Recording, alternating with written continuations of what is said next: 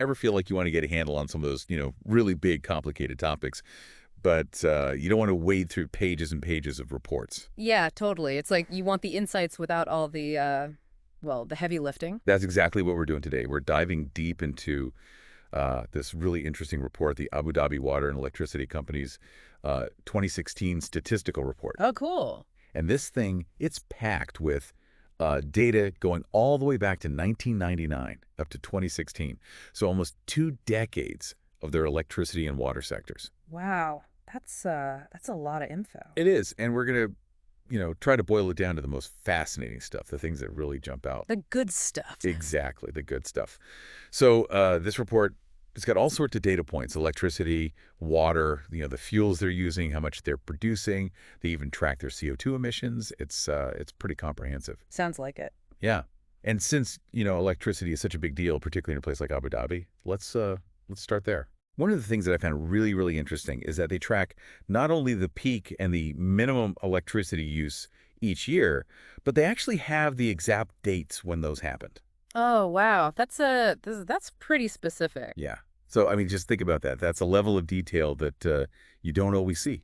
Yeah, that's true. So let's jump into this electricity data and see what kind of story it tells. All right, let's do it. So, I mean, first off, just looking at those peak and minimum electricity demands from 1999 all the way to 2016, what kind of trends jump out at you?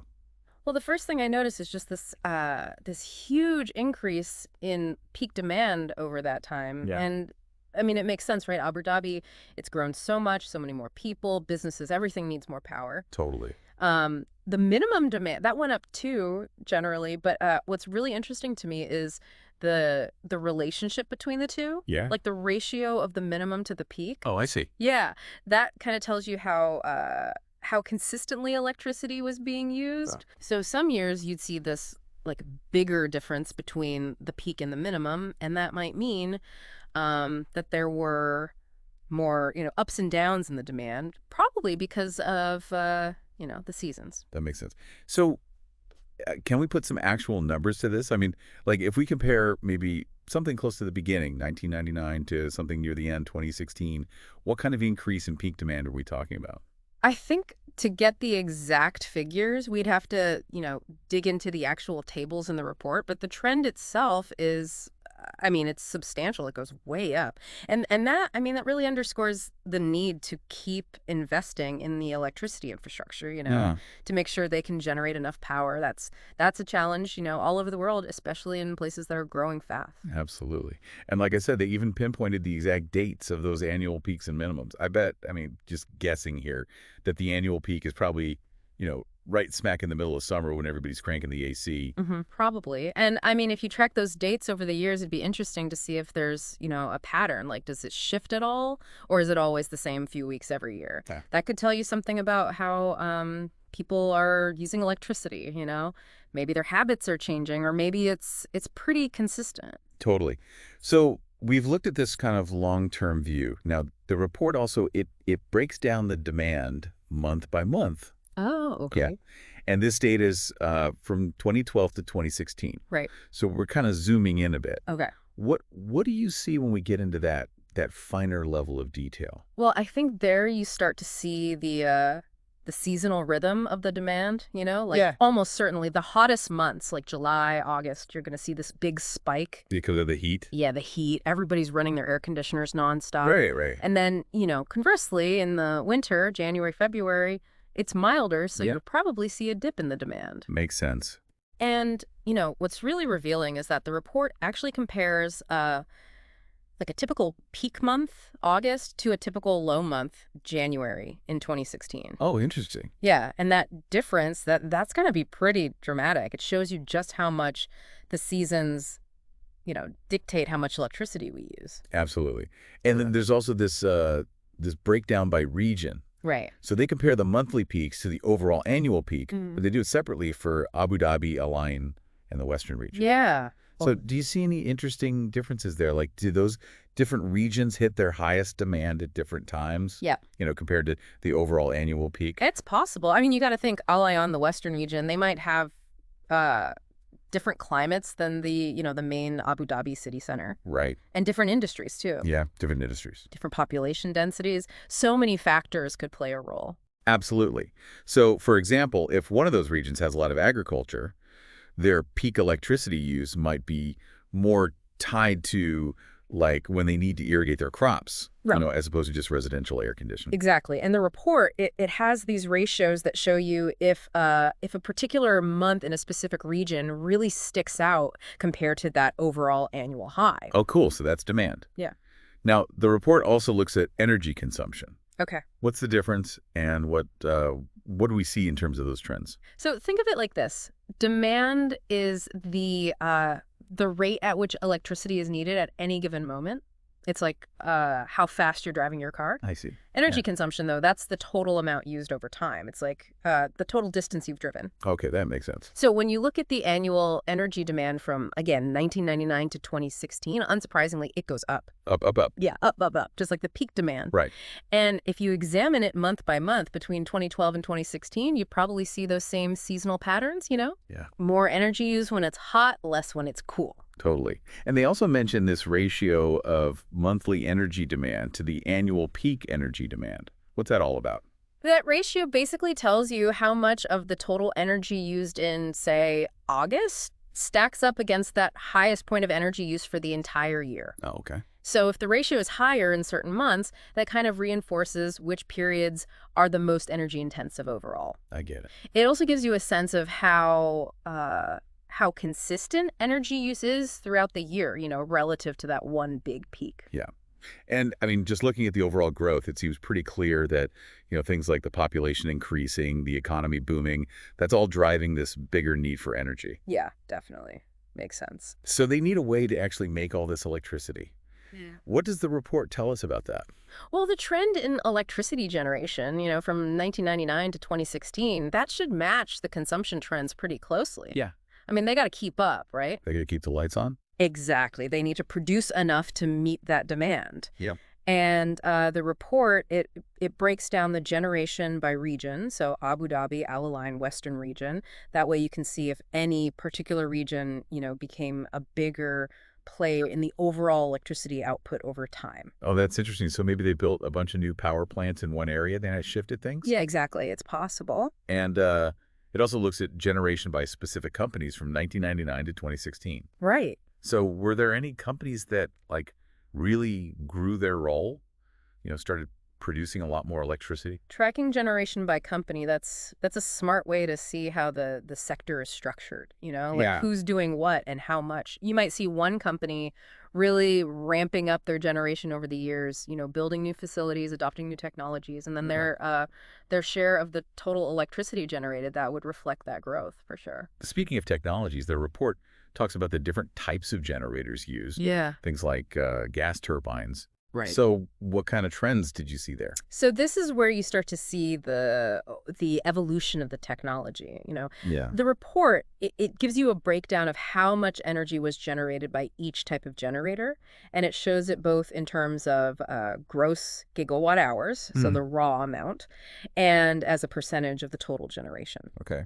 And, I mean, over their 17 years, you might see some shifts in those primary methods. Yeah. Like maybe they started using more combined cycle gas turbines. Which are, for folks who don't know, they're basically more efficient. You get more electricity from the same amount of fuel. Exactly. So, that could be driven by a push for better fuel efficiency or maybe even environmental concerns. Yeah. And then, towards the end of the period covered in the report, you might even start to see some, newer, maybe more sustainable energy sources starting to pop up in the data. Interesting. Yeah. One last thing on the electricity front. Mhm. The report, it briefly mentions imports and exports of electricity. This data is from 2012 to 2016. Right. Anything noteworthy there? So those numbers, that gives you a sense of how Abu Dhabi's power grid, connects with the grids in neighboring regions. Yeah. Like, are they sending out more electricity than they're taking in, or vice versa? Right, right. And looking at the annual and monthly figures, you can see if there were any big swings, up or down. Yeah. And those changes, they could be because of all sorts of things, Yeah. like seasonal peaks in demand, or maybe, planned maintenance at some of the big power plants. That makes sense. Okay, so that's electricity. Now let's switch gears to water. I mean, obviously that's a pretty crucial resource in a desert environment. Absolutely essential. You can't really live without it. Nope. So the report, it's got a whole section on water production and supply. Right. And it looks at the annual production, breaks it down by company, by individual production stations, and by region, all from 1999 to 2016. Wow. Yeah. So what are some of the big trends that you see in that data? Well, if you look at the total annual water production, you'd probably see an increase over time, mirroring the growth of the population and the economy. Yeah, makes sense. And breaking it down by company, that helps you figure out who the major players are in water production. Right. Like who's producing the most. Yep.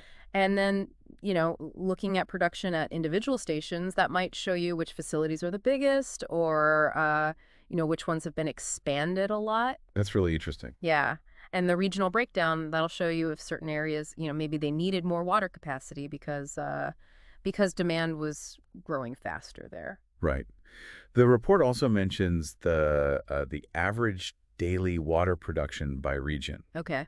Does that give us a different perspective than, just looking at the total annual production? Definitely. The average daily production, that gives you a more immediate sense of how much water they need to make every single day to keep up with demand. And I mean, the annual production, that can kind of smooth out any ups and downs, right? Right. But the average daily figure, that really shows you what they're dealing with on a typical day. And it probably highlights, just the sheer volume of water operations that are happening in Abu Dhabi. Oh, yeah, absolutely. So the report also looks at monthly water production by region. Okay. And this data is from 2012 to 2016. Right. So do you see any seasonal patterns there? Like, does water production kind of follow the same ups and downs as electricity demand? It's possible you might see more water production in the hotter months, Yeah. because people are using more water for their homes, for gardens, maybe even for tourists. Right, right. And I mean, it'd be interesting to see if those peaks in water production, line up with the peaks in electricity demand. Because you need a lot of energy for desalination. Exactly. Desalination, that's a major way they get drinking water in Abu Dhabi. Yeah. So they make the water, now they got to get it to people. Right. The report has data on the annual water supply, Yeah. which is the amount that's actually distributed. Okay. And they look at it both by company from 1999 to 2016 and by region from 2005 to 2016. Okay. So how does the supply typically compare to the production? Ideally, they should be pretty close, right? You want to be supplying about as much as you're producing. Makes sense. But, there can be differences. Yeah. Maybe because of leaks in the pipes, or maybe they're holding more water in storage some years. Right, right. So comparing those figures, it can give you some insight into how efficient that water distribution system is, Yeah. and how well that water is, actually getting to people in different areas from different companies. So the last bit of water data, it's the monthly supply figures from the production companies, again from 2012 to 2016. Okay. Any interesting trends or variations there? Yeah, looking at the monthly supply, that gives you a more kind of dynamic view of how that distribution network is working, Yeah. Like maybe companies are adjusting their supply month to month because of those seasonal demand changes. Right, right. Or maybe it's based on, stuff going on at their facilities. Operational stuff. Exactly. So you can see if there are any bottlenecks, any areas where they might need to, increase the supply or maybe decrease it depending on, what's going on. Makes sense. Okay, so we've talked electricity, we've talked water. Now let's talk about what's powering all this, and that's fuel. Yeah, fuel. That's the key ingredient. Absolutely. So the report has a whole section on fuel statistics. Right. It discusses annual fuel consumption by company and by type of fuel, and they measure it all in million British thermal units, or MB2. Okay. So what can we learn from this fuel consumption data? I mean, first of all, looking at how much each company is using, you can figure out, who are the big energy users, and the breakdown by fuel type, that'll probably show you things like natural gas, maybe some liquid fuels. Yeah. So you can see what the main sources of energy are. Yeah. And then looking at the trends over time, you might see a shift, towards one type of fuel or another. Oh, that's interesting. So why might that happen? Well, it could be because of cost, right? Yeah, cost is always a factor. Or maybe there are new environmental regulations, or maybe they built new infrastructure like natural gas pipelines, something like that. So that could shift things around. Yeah, definitely. They also give a super detailed breakdown of the annual fuel consumption by individual power and water stations. Okay. And this data, it goes all the way from 1999 to 2016. I mean, that's a lot of detail. It is. Why is that level of detail important? I think that level of detail, that gives you the most accurate picture of fuel use. You know, you can pinpoint which facilities are using the most energy. Right. You can see how efficiently they're operating, and you can track that over time. And, you know, you might even be able to see if a particular station made some upgrades or changed how they do things and how that affected their fuel use.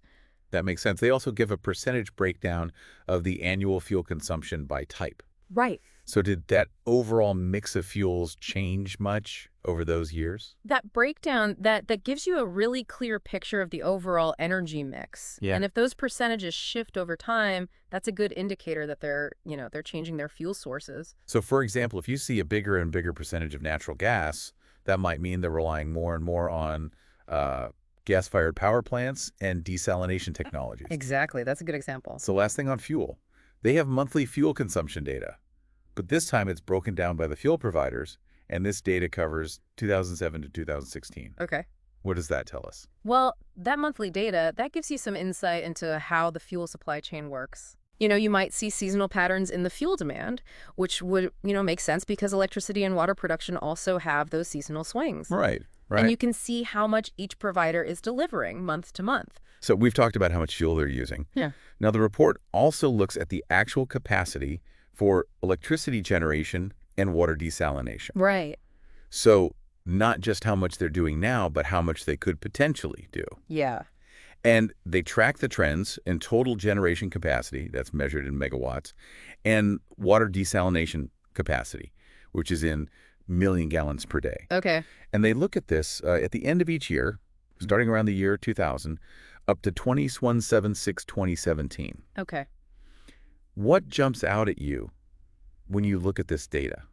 I think the trend in both generation and desalination capacity, it probably shows pretty consistent growth. I mean, Yeah. that makes sense, right? You got to keep up with demand. Exactly. They have Yeah. to keep up with that growing demand. And those increases in capacity, they often mean big investments in new power plants, new desalination facilities. Big projects. Yeah, big projects. They also break down the generation capacity by the type of technology used.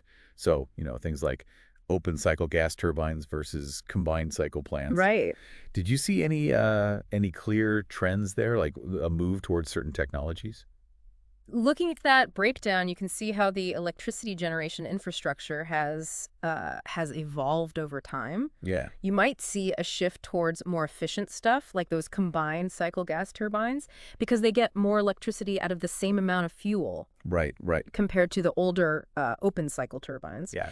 And that shift, I mean, that could be driven by the need for, better fuel efficiency or maybe environmental concerns. Totally. And they also look at the prime mover types, which is basically the engine that drives the generator. Okay. So that gives you another perspective on the technologies they're using. And on the desalination side, they look at the capacity by technology as well.